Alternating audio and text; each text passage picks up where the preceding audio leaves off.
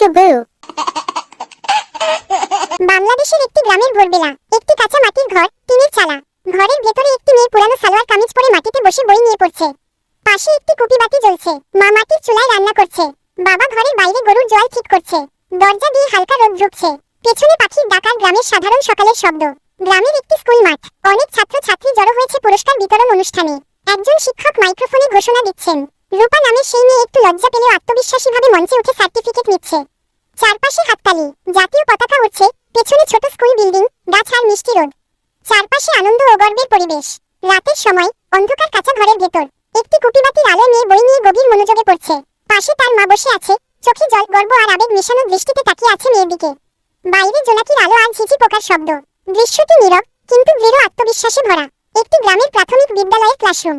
সেই মেয়েটি এখন একজন তরুণী শিক্ষিকা, পরনে সাদা শাড়ি আর গলায় সবুজ ওড়না। সে ব্ল্যাকবোর্ডে লিখছে, ছাত্রীরা মনোযোগ দিয়ে শুনছে, কেউ কেউ হাত তুলে প্রশ্ন করছে।